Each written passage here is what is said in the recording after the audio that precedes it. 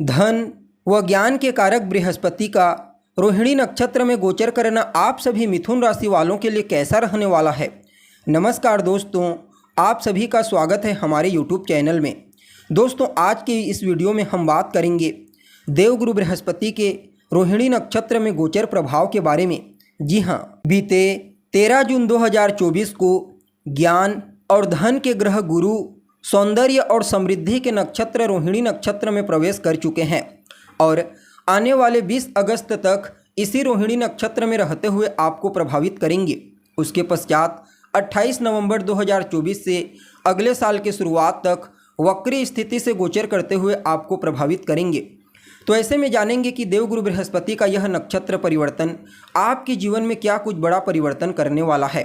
जी हाँ, सभी बातें आपको विस्तार के साथ बताएंगे, इसलिए वीडियो को लास्ट तक देखिए। और अगर आप अपनी जन्म कुंडली पर हमसे परामर्श लेना चाहते हैं तो डिस्क्रिप्शन बॉक्स और वीडियो के अंदर आपको हमारा कॉन्टैक्ट नंबर मिल जाएगा, जहां से आप संपर्क करके अपनी जन्म कुंडली का विस्तार पूर्वक विश्लेषण करवा सकते हैं।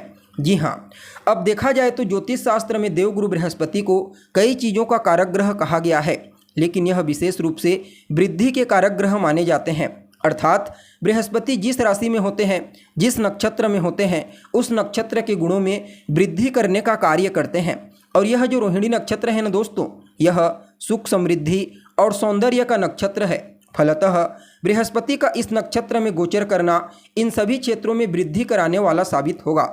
वैसे तो इस नक्षत्र परिवर्तन का प्रभाव आप सभी के ऊपर पड़ेगा, लेकिन जिनकी भी उम्र 35 साल से लेकर के 50 साल के मध्य में है या फिर 60 साल से लेकर के 75 साल के मध्य में है, उनके ऊपर इस परिवर्तन का प्रभाव कुछ ज़्यादा ही मात्रा में देखने को मिलेगा।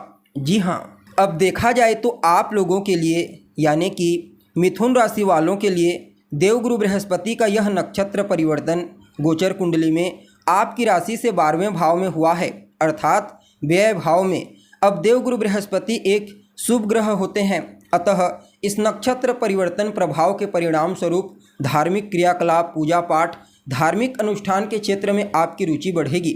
आप या तो धार्मिक प्रदेशों की यात्रा कर सकते हैं या फिर आपकी विदेश यात्रा हो सकती है।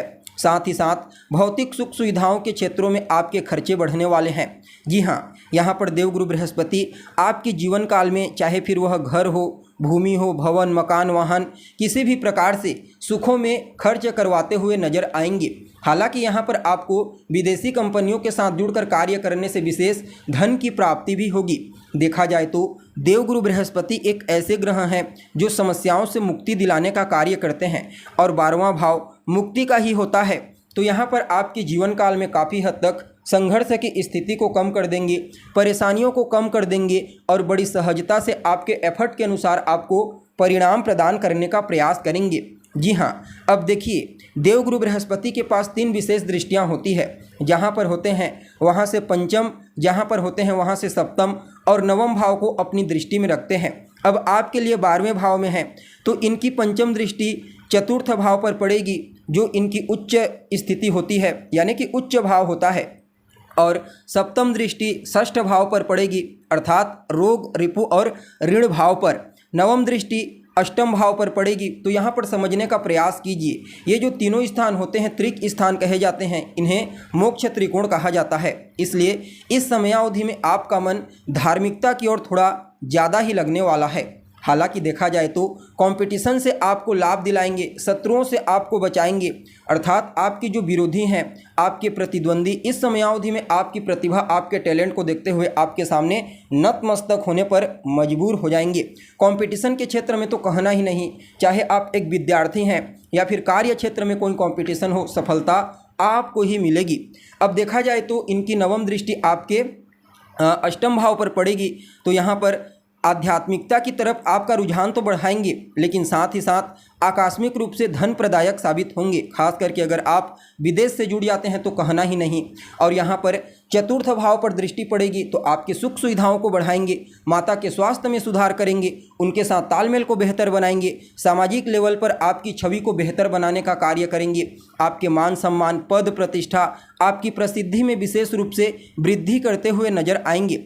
यानी कि कुल मिलाकर के देखा जाए तो आप सभी मिथुन राशि वालों के लिए देवगुरु बृहस्पति का आपकी राशि से 12वें भाव में नक्षत्र परिवर्तन करना आपके लिए बड़ा ही श्रेष्ठ रहने वाला है। फिर भी इस समयावधि को और बेहतर बनाने के लिए आप भगवान श्री कृष्ण की शरण में चले जाइए, उनके मंत्रों का जाप कीजिए। साथ ही साथ हो सके तो आप 2 मुखी, 5 मुखी और 10 मुखी रुद्राक्ष का कॉम्बिनेशन अपने गले में धारण कीजिए। बाकी यह समय आपको अवश्य ही बेहतर परिणाम प्रदान करेगा।